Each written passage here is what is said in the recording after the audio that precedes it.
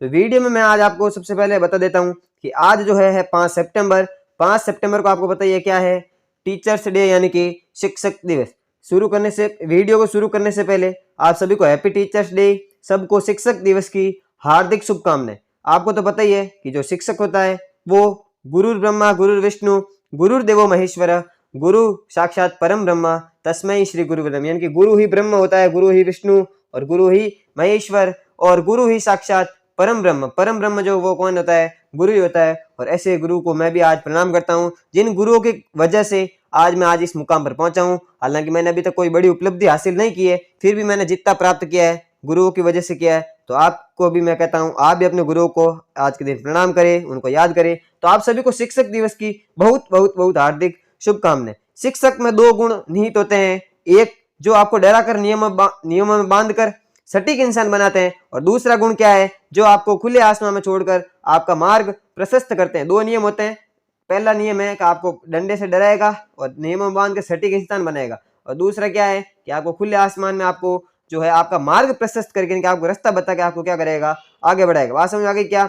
तो happy teachers day, आप सभी को शिक्षक दिवस की हार्दिक बधाई, हार्दिक शुभकामनाएं, है ना। आपको मैं बता दूं कि क्या ऐसा रीजन क्या है, रीजन फॉर सेलिब्रेशन, यानी कि ऐसा क्या रीजन है जो 5 सितंबर को यानी कि 5 सितंबर को जो है शिक्षक दिवस यानी कि टीचर्स डे मनाया जाता है। तो आपको मैं बता दूं आज ही के दिन यानी कि 5 सितंबर 1888, है ना, 1888 के अंदर अपने जो डॉक्टर सर्वपल्ली राधाकृष्ण जो थे, है ना, कौन, डॉक्टर सर्वपल्ली राधाकृष्ण, उनका क्या हुआ था, जन्म हुआ था आज ही के दिन। अब ये डॉक्टर सर्वपल्ली राधाकृष्णन कौन है, मैं आपको बता दूं तो ये अपने जो है स्वतंत्र भारत के यानी कि आजाद भारत के पहले उपराष्ट्रपति यानी कि वाइस प्रेसिडेंट थे। और दूसरे कौन थे, दूसरे नंबर के कौन थे, प्रेसिडेंट यानी कि प्रधानमंत्री, प्रेसिडेंट यानी कि राष्ट्रपति। समझ में आ गई बात? अभी तक मैंने आपको क्या बताया, ये बताया कि जो उपराष्ट्रपति थे पहले थे और राष्ट्रपति थे वो दूसरे राष्ट्रपति थे अपने भारत के। तो उनके जन्म दिवस को अपन जो है 5 सितंबर को शिक्षक दिवस के रूप में मनाते हैं। अब देखो, मैं आपसे कुछ मैसेज देना है आपको, तो कुछ बातें आपको बताऊंगा। तो मैं आपको बताता हूँ कि कई बच्चे शिकायत करते हैं कि हमारे जो है नंबर कम आते हैं, अलग अलग स्कूलों के अलग अलग टेस्ट में नंबर कम आते हैं, हम याद नहीं कर पाते, हमारी इतनी क्षमता नहीं है। तो सबसे पहला जो मूल मंत्र मैं आज आपको देना चाहूंगा और जो मेरे को अच्छा लगा वो है फिक्स योर गोल। दिखने में बहुत ही सुंदर दिख रहा है, लेकिन कई बच्चे इसको फिक्स नहीं करते हैं। सिंपल सी बात, आपके गोल को क्या करना है, फिक्स। जैसे किसी का गोल है कि मेरा 80% बनाना, अब कोई कहता है मेरे तो 80 प्लस बनाने, और 80 प्लस कितने, वो तो एक बार गोल तो करो, बनाओ फिक्स 80 प्लस के, मेरे तो 85 बनाने या 87 बनाने, जो जितने भी बनाने, एक बार अपना गोल तो फिक्स करें। सबसे पहले गोल फिक्स करने के बाद ही आप अपनी गाड़ी क्या करोगे, आगे बढ़ोगे, यानी कि शुरू करोगे। बात समझ आ गई? इसके बाद जो दूसरी टिप्स मैं आपको देना चाहूंगा वो देना चाहूंगा सेट योर प्लान। अब देखो, गोल तो फिक्स कर लिया आपने, हाँ भाई मेरे को तो 90% बनाना है, 95% बनाना है, अच्छी बात है, बना लोगे। लेकिन अगर उसके लिए आपके पास कोई प्लान सेट नहीं है पहले से बना हुआ, तो आप मान के चलो आप उसको गोल को अचीव नहीं कर पाओगे, यानी कि आपके जो 90% है वो नहीं आ पाएंगे। सबसे पहले अपने गोल को पहचानो कि आपका गोल क्या है, लक्ष्य क्या है। उसके बाद उस गोल को प्राप्त करने के लिए, अचीव करने के लिए आपका प्लान क्या रहना चाहिए, उस प्लान को सेट करें। अब प्लान कैसे सेट करें कि अगर किसी सब्जेक्ट में वीक हूँ तो उसकी तैयारी कैसे करूंगा, और कोई सब्जेक्ट अगर अच्छा लग रहा है तो उसमें और बेहतर कैसे करूंगा ताकि अपने को मार्क्स जो है वो ज़्यादा मिले बोर्ड पेपर के अंदर। तो इस प्रकार से आप अपना प्लान बना सकते हो कि हाँ हमको 6 सब्जेक्ट लेके चलने हैं 10th बोर्ड के अंदर, 6 सब्जेक्ट को मैं कैसे साथ साथ में कवर कर सकता हूँ जिससे जो है मेरे परसेंटेज हो ज़्यादा बने। बात समझ आई? तीसरा और इम्पोर्टेंट, सबसे इम्पोर्टेंट मैं तो इसी पॉइंट को बोलूंगा, और ये क्या है, हार्ड वर्क विद कंसिस्टेंसी। ये मैंने बहुत बच्चों के अंदर मिस देखा है, हार्ड वर्क। अब देखो, कई बच्चे कहते हैं हाँ मैंने तो मैं खूब करता हूँ, और हाँ मैंने कब कहा, बिल्कुल करते हो, मैंने आप तो 12-12 घंटे भी पढ़ते होंगे, लेकिन ये जो वर्ड लिखा है ना, कंसिस्टेंसी, ये सब वर्डों का बाप है अभी तक का पूरा, जितना भी मैंने आपको बात बताई सबका बाप आया है कंसिस्टेंसी, यानी कि नियमितता। हिंदी में क्या बोलते हैं, नियमितता। कंसिस्टेंट रहना बहुत ज्यादा जरूरी है भाई। जब तक आप हार्डवर्क तो करोगे कोई बात नहीं, लेकिन कंसिस्टेंट रहना क्या है, जरूरी। कंसिस्टेंट कैसे रहे कि मान लो आज आपने मैथ के अंदर 4% याद किए, मान लो 4 क्वेश्चन किए, सॉल्व किए, फिर किसी भी सब्जेक्ट में 4 क्वेश्चन सॉल्व कर लिए, याद कर लिए, फिर उसे अगले दिन वापस 4 करो, फिर अगले दिन 4 करो, ये होती कंसिस्टेंसी। अब एक दिन पूरे हफ्ते बैठे नहीं पढ़ने के लिए, संडे को छुट्टी मिली तो कोई बात नहीं, 12 घंटे पढ़ते नहीं, वो काम नहीं आएगा। आप भले पूरे सप्ताह मत पढ़ो और संडे को 12 घंटे पढ़ लो, तो इससे कोई फायदा होने वाला नहीं, इससे कोई फायदा होने वाला नहीं। बात समझ आ गई क्या? तो यानी कि हार्डवर्क तो करो, कोई दिक्कत नहीं, हार्डवर्क हर बच्चा करेगा, है है ना, अच्छे नंबर लाने के लिए, लेकिन विद कंसिस्टेंसी होना बहुत ही ज्यादा जरूरी है। और सिंपल सा एग्जांपल आप देख सकते हो कंसिस्टेंसी का, कौन सा, कि आपको पता ही है खरगोश और जो कछुए की रेस हुई थी, दौड़ हुई थी, उसके अंदर कौन जीता था? कछुआ जीता था। कौन जीता था? कछुआ। और वो कछुआ क्यों जीता? क्योंकि वो लगातार दौड़ता रहा, यानी कि कंसिस्टेंटली क्या करता रहा? भागता रहा। जबकि खरगोश जो जल्दी भागता था, लेकिन उसने क्या किया? पहले जल्दी भागा, फिर बीच में सो गया तो पीछे रह गया। सिंपल सी बात है, जो सो गया वो पीछे रह गया। और जो कछुआ था वो लगातार चल रहा था, कंसिस्टेंसी बनाए रखी उसने चलने के लिए, तो वो रेस को क्या कर गया? जीत गया। तो मैं आपको भी यही बताना चाहूंगा, हार्ड वर्क तो करोगे कोई बात नहीं, लेकिन कंसिस्टेंसी होना बहुत ही ज्यादा जरूरी है। अगर कंसिस्टेंसी नहीं है तो आपका जो हार्ड वर्क किया हुआ है वो सारा क्या हो जाएगा? फेल हो जाएगा। फिर आप भले 12 घंटे पढ़ो तो भी क्या हो? फेल हो। बात ध्यान रखना मेरी, प्लीज प्लीज प्लीज रिक्वेस्ट है, इस बात को आप अपने माइंड में बैठा ले, पॉइंट्स अपने सामने लिख ले अपने पन्ने पर, कि हार्ड वर्क तो करना है, लेकिन किसके साथ में करना है? कंसिस्टेंसी की तरह चलना है। यानी कि आज भी अगर आप कच्चुओं की तरह चलोगे तो आप निश्चित ही विजय प्राप्त करोगे, ये मेरा मानना है। क्यों? कच्चुआ अगर लगातार चल रहा था, उसी प्रकार आप क्या करो? रोज के 2 क्वेश्चन जो है, मैंने आपको पहले भी बताया था, रोज के 2 प्रश्न क्या करो? याद करो। अगर रोज के 2 करते हो तो आपको पता है सप्ताह में कम से कम 14 क्वेश्चन क्या हो जाएंगे? याद हो जाएंगे, और ए टू जेड क्या हो जाएंगे? 100% कंप्लीट हो जाएंगे। उसका फायदा जो आपको बोर्ड के पेपर में जरूर जरूर और जरूर मिलेगा। बात समझ आ गई क्या? आगे बढ़ते हैं। देखो, इसके बाद में देखो रिव्यू एंड इम्प्रूव, ये भी बहुत ज्यादा इंपॉर्टेंट पार्ट हो गया भाई। रिव्यू एंड इम्प्रूव का मतलब क्या हुआ? सर हम हार्ड वर्क भी कर लेंगे और कंसिस्टेंसी भी बना लेंगे, कोई बात नहीं, लेकिन रिव्यू एंड इम्प्रूव इसका क्या मतलब हुआ सर? बिल्कुल, अभी तक जो आप टेस्ट देते हो, कहीं पर भी देते हो, XYZ कहाँ पर भी देते हो, लेकिन उसका पेपर के अंदर नंबर अगर पूरे आ रहे हैं तो अच्छी बात है, हर बार पूरे लाने की कोशिश करें। अगर नंबर कम आ रहे हैं तो क्यों आ रहे हैं, उसका रीजन क्या है, कहाँ पर गलती हो रही है, उसको बोलते हैं रिव्यू करना। उसको क्या करते हैं? रिव्यू, यानी कि वापस पेपर को देखना, क्यों गलती हुई, क्या हमने जल्दबाजी की, कैलकुलेशन मिस्टेक कर दी, या फिर क्वेश्चन छोड़ दिया, क्वेश्चन गलत कर दिया, कॉन्सेप्ट समझ में नहीं आया। तो इस प्रकार के जो सारे केस जितने भी बने पेपर के अंदर नंबर कम लाने में, उन सबको आप क्या करो? एक बार वापस से देखो, उन पर विचार विमर्श करो एंड इम्प्रूव। जब तक आप उनको नहीं देख पाओगे, जब तक आप उनको नहीं देखोगे ना, आप इम्प्रूव भी नहीं कर पाओगे। क्योंकि चाणक्य ने कहा था कि अगर आपके शत्रु को पहचाना है ना, तो अगर आपके शत्रुओं के बारे में जानकारी लेनी है तो आप शत्रु को शत्रु तभी बनाओ। क्योंकि चाणक्य ने कहा था कि अगर आपको शत्रु की कमजोरियां पहचानी है तो उसको पहले मित्र बनाना पड़ेगा। क्या बनाना पड़ेगा? मित्र बनाना पड़ेगा। उसके बाद में आपको क्या पड़ेगी? पता चलेगी उस शत्रु की कमजोरियां पता चलेगी, उसकी जो है वीकनेस पता चलेगी। आप बात समझ आ गई क्या? आगे बढ़ते हैं। देखो, सबसे इंपॉर्टेंट चीज बर्निंग डिजायर, बच्चों के अंदर ये बर्निंग डिजायर, ये आज तक मैंने किसी के अंदर नहीं देखी। बर्निंग डिजायर क्या होती है सर? देखो, बर्निंग डिजायर यानी कि वो डिजायर होती है, वो इच्छा होती है कि नहीं मेरे को तो 95% चाहिए, मतलब चाहिए, मेरे को लाने ही लाने हैं बोर्ड के पेपर के अंदर। अब क्यों लाने? उसके पीछे रीजन, हर चीज के पीछे रीजन होता है। आप देखो, अब जब तक आपके ना परसेंटेज बनाने के पीछे रीजन नहीं होगा ना, तब तक ये मेरी गारंटी है कि आप जो है उसको प्राप्त नहीं कर पाओगे, उसको प्राप्त नहीं कर पाओगे। तो उसके पीछे भी एक रीजन होना जरूरी है। अब रीजन कैसा होना चाहिए? एकदम बर्निंग होना चाहिए, यानी जिसको याद करते ही एकदम जोश आ जाना चाहिए। हाँ, नहीं, अगर मैं नहीं पढ़ूंगा तो मैं नहीं कर पाऊंगा, अगर मेरे को इसको, इस चीज को प्राप्त करना है या फिर ऐसा कुछ करना है, तो इसके लिए मेरे को 95% बनाने ही पड़ेंगे। बर्निंग डिजायर बहुत ज्यादा इंपॉर्टेंट है, क्योंकि आप नहीं मानते, आप नहीं जानते कि अगर किसी के पीछे अगर आग लगी हो तो वो कितना तेज भाग सकता है। तो मैं आपको एक स्टोरी बताता हूँ, स्टोरी को सुनना। अगर आपको अच्छा लगे तो इस वीडियो को लाइक करके जाना और चैनल को सब्सक्राइब कर देना, और अगर अच्छा ना लगे तो अपने जो है मन की भड़ास या फिर जो अनलाइक, सब्सक्राइब, जो अनसब्सक्राइब जो भी करना चाहो वो कर देना। तो ध्यान से सुनना इस स्टोरी को, बहुत ही अच्छी स्टोरी है। स्टोरी का जो मोरल होगा वो मैं आपको पहले ही बता देता हूँ। मोरल क्या होगा? मोरल ये होने वाला है इस स्टोरी का कि आपके अंदर बर्निंग डिजायर होना बहुत ही ज्यादा जरूरी है। बर्निंग डिजायर क्या होती है? जैसे मैंने आपको बता दिया। अब वो कैसे हो सकती है, वो आपके ऊपर निर्भर करता है, आप कैसा भी रीजन उसके अंदर ले सकते हो, है ना। तो आपको ये ध्यान रखना है कि बर्निंग डिजायर होना बहुत ही ज्यादा जरूरी है। तो ध्यान से सुनो स्टोरी को। स्टोरी क्या? देखो, एक गांव था। क्या था? एक गांव। अब एक गांव के अंदर सुनो, देखो, है ना, आपको मैं कहानी बताता हूँ। देखो, कहानी क्या है? एक गांव था, एक गांव के अंदर घोड़ों की रेस हो रही थी। क्या हो रही थी? घोड़ों की रेस हो रही थी। अलग अलग पंचायतों से घोड़े बुलाए गए थे ना। अब देखो, एक पंचायत जो थी ना, उसके अंदर घोड़े ही नहीं थे, उस पंचायत के अंदर घोड़े थे ही नहीं। तो लोगों ने सरपंच से कहा कि अब क्या किया जाए, अब हमें क्या करना चाहिए। तो गांव की इज्जत को अगर सवाल है, गांव की इज्जत को बचाना है, तो अपने को घोड़ों की रेस में पार्टिसिपेट करना पड़ेगा, उसमें भाग लेना पड़ेगा। तो सरपंच ने क्या उपाय निकाला कि अगर घोड़े नहीं है तो कोई बात नहीं, अपन क्या करते हैं, गधे को तैयार कर देते। क्या करते हैं? गधे को तैयार करते हैं। अब लोगों ने क्या किया? पूरे गांव में अच्छे से अच्छा गधा ढूंढा। क्या किया? अच्छे से अच्छे गधा ढूंढा। जैसे ये बात जो है, खबर जो है गधों को पता चली कि भाई हमको घोड़ों की रेस में भिड़ाएंगे, दौड़ाएंगे, तो गधों के अंदर क्या हो गया? हड़कंप मच गया। क्या मच गया? हड़कंप मच गया। उसको हड़कम मच गया। उनको क्या गधे क्या कहने लगे, अरे मरवा दिए, अब तो हमें घोड़ों के बीच में भेजेंगे, हम तो वहां मार खाएंगे, हार जाएंगे। लेकिन फिर भी कोई बात नहीं, लोगों ने क्या किया, जो हष्टपुष्ट गधा था ना उसको लिया, उसको क्या किया, उसको बहुत अच्छे से ट्रेनिंग किया। अब वो गधा मन में क्या बोल रहा था, अरे सालो तुम मरवाओगे रे, मुझसे नहीं होगा, अब मैं क्या करूंगा। अब कुछ नहीं किया, उसको 2 दिन बढ़िया ट्रेनिंग दी। अब ट्रेनिंग क्या दे गधों को, गधों को तो कोई ट्रेनिंग दे नहीं सकता। लेकिन फिर भी लोगों ने उसको हाँ खूब बोला 2 दिन के अंदर, हाँ तू कर सकता है, तू कर सकता है, बिल्कुल उसको इतने सारे मोटिवेट किए लोगों ने कि हाँ तू जरूर कर सकता है। तो आपको पता ही है, अगर जब अपन इतना पंप भरेंगे तो कुछ ना कुछ तो फर्क पड़ेगा ही पड़ेगा। अब देखो वो गधा हो गया राजी एकदम, अरे साला अपन चलेगा।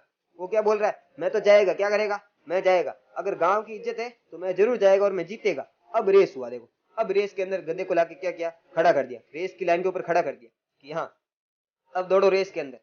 जैसे ही रेस की लाइन के ऊपर खड़ा किया, अब गधे ने अपना जो है सबसे पहले लेफ्ट में देखा, और बाप रे साले।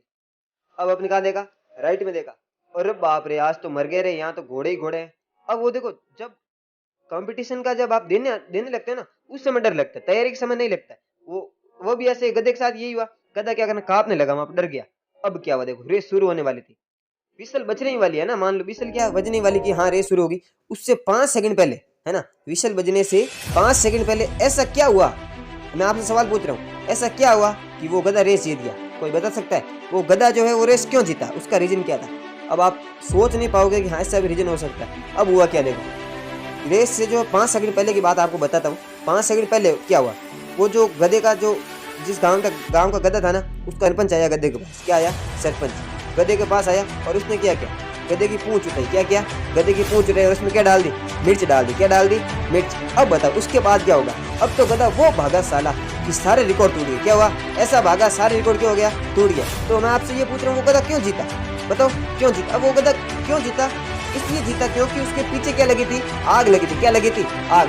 जिसके पीछे आग लगी हो ना, यानी कि जिसके पास बर्निंग डिजायर हो, वो नहीं रुक सकता। वो किसी भी रेस में भगवान आप, चाहे जीवन की किसी भी प्रकार की रेस हो, वो हमेशा जीतेगा, हमेशा क्या करेगा, जीतेगा। तो मैं आपसे जो कह रहा हूँ बर्निंग डिजायर, तो ये आपको जो गधे करने जो बर्निंग डिजायर तो नहीं थी, हालांकि उसके पीछे आग लगी थी। तो बर्निंग डिजायर का मतलब यही हुआ कि हाँ जिस डिजायर को आप अगर मन में रख रहे हो तो आप में भी एक आग लगे, हाँ मेरे को इसको कंप्लीट करना है, करना है, करना है। अगर वो आग लग गई ना, तो गधे की जैसे ऐसे भागोगे, साले घोड़े पीछे रह गए, वो ऐसा भागा, रिकॉर्ड बन गया वहां पर। ये ध्यान रखना। तो ये होती है आपके सामने एक बर्निंग डिजायर। क्या होती है, बर्निंग डिजायर। अब आपकी अगर इच्छा होती है एक स्टोरी और बताता हूँ मैं आपको, देखो अब मेरे को याद आ गई, मेरे मन में आ गई है, तो आपको एक स्टोरी बता देता हूँ। मैं आपको जो स्टोरी बता रहा हूँ वो आपको थोड़ी सी क्रिकेट से रिलेटेड है और वर्ल्ड कप 1983 की है। क्या है, वर्ल्ड कप 1983। अब देखो 1983 में इंडिया वर्ल्ड कप जीता था, है ना, इंडिया था वो क्या गया, वर्ल्ड कप जीता था। अब वो वर्ल्ड कप किससे जीता था, वेस्ट इंडीज से। किससे, वेस्ट इंडीज से।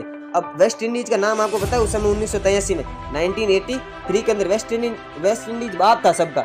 उस समय क्रिकेट का क्या था, बाप था। अब वेस्ट इंडीज जो है ना 1974 और यानी कि जो 74 और 79 में था ना वर्ल्ड कप, उसके अंदर वेस्ट इंडीज जीता था। क्योंकि वेस्ट इंडीज तो मैंने आपको बता दिया क्या था, क्रिकेट का बाप। अब देखो वो जीता क्यों था, क्योंकि जो वेस्ट इंडीज का जो कैप्टन था ना रिचर्ड, वो क्या था, हमेशा किस टीम के साथ उतरता था, उसकी टीम में होते थे 5 बैट्समैन, 5 बॉलर और 1 विकेट के ऊपर लेकर उतरता था। इस तरह जो ये जो टीम चला था 20 साल तक उसने क्रिकेट के ऊपर क्या किया, राज किया, विकेट पर क्या किया, राज। अब देखो 83 के फाइनल में पहले इंडिया ने क्या किया, बल्लेबाजी की, पहले बैटिंग आई तो उन्होंने कितने रन बनाए। 83 के फाइनल में पहले इंडिया ने क्या किया, बैटिंग की, पहले बैटिंग की और उन्होंने 183 यानी कि 183 रन बनाए। अब देखो 183 रन बनाए। अब वहां से वापस वेस्ट इंडीज की बैटिंग आई, वहां पर सबसे पहले ओपनर कौन आया, कैप्टन आया रिचर्ड, जो वेस्ट इंडीज का कैप्टन था। उसने 13 बॉल खेली, क्या की, 13 बॉल खेली, जिसमें से उसने क्या किया, 8 चौके मारे। कितने चौके टिका दिए, 8 चौके।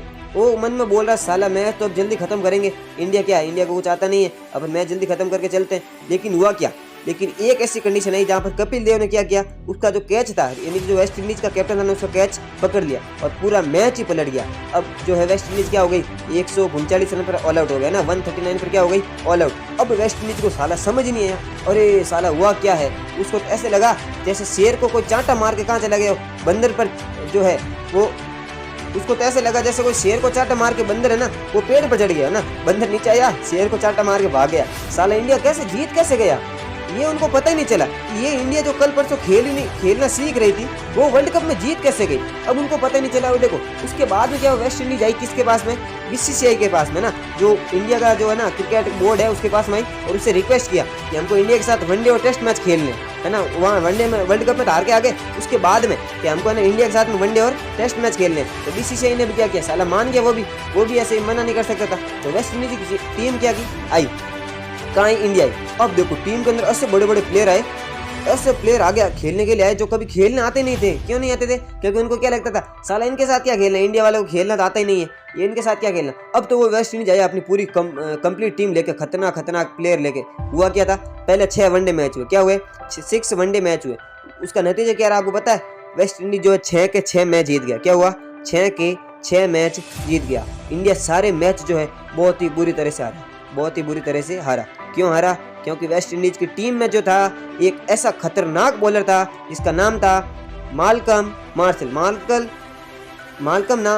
नाम का जो था ना बॉलर, वो दुनिया का सबसे बेस्ट बॉलर था। वो इतनी स्पीड से साला बॉल फेंकता था कि उसके सामने वाले बल्लेबाजों को जो है ना, जो बैटिंग करने आता ना, उनको स्पीड और बॉलिंग किसी को समझ ही नहीं आती थी। तो बल्लेबाज डरते थे उसके सामने आने से। तो वेस्ट इंडीज ने ये प्रूव कर दिया कि 1983 के फाइनल में इंडिया जो था वहाँ पर तुक्के से जीता था। वो इसलिए तो आया था वापस कि हाँ चलते हैं इंडिया के साथ खेलते हैं और ये अपन प्रूव कर देते हैं कि वर्ल्ड कप के अंदर जो है इंडिया जो तुक्के से जीत गई थी। तो वो प्रूव कर दिया। उसने 6 वनडे मैच खेले, 6 में 6 जीत गया और बुरी तरह से इंडिया को टिकाया उसने साले ने। अब देखो अभी कहानी खत्म नहीं हुई। अब हुआ क्या वहां पर देखो, अभी तो जो 6 टेस्ट मैच भी किए थे उसके बाद में बाकी थे, 6 जो टेस्ट मैच थे वो भी बाकी थे। अब देखो पहला टेस्ट मैच हुआ, वेस्ट इंडीज जो है 3.5 दिन में मैच खत्म करके जीत गया।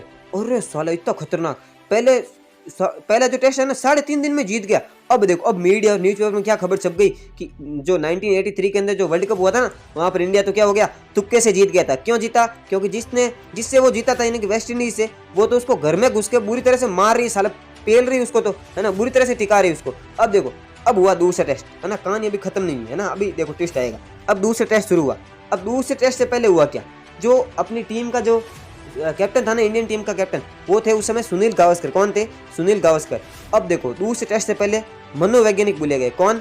जो काउंसलर होते हैं ना, मोटिवेशनल स्पीकर टाइप, उनको बुलाया। किसने बुलाया? बीसीसीआई ने। कहा यार हुआ क्या, ये इंडिया वाले हार रहे हैं, इनको थोड़ा मोटिवेट करो, ये हर बार हार क्यों रहे। अब देखो मैं सेकंड टेस्ट मैच शुरू होने से पहले इंडियन कैप्टन जो सुनील गावस्कर था, उसका काउंसलिंग सेशन हुआ। उसका क्या हुआ? काउंसलिंग सेशन हुआ। अब हुआ क्या, अब उसको बुलाया, जो लीडर है ना काउंसलिंग सेशन के अंदर, उसने क्या बोला, सुनील गावस्कर से ये बोला कि अगर माल्कम मार्शल जो दुनिया का सबसे खतरनाक बॉलर है, तो तुम इस दुनिया के क्या हो, सबसे खतरनाक बल्लेबाज हो। अगर जो है मार्शल जो है दुनिया का सबसे खतरनाक बॉलर है, तो तुम क्या हो, इस दुनिया के सबसे खतरनाक बल्लेबाज हो, बैट्समैन हो। You is the best, you are the best batsman of the world. Change your attitude from defence to attack, change your attitude from defence to attack, what are you doing.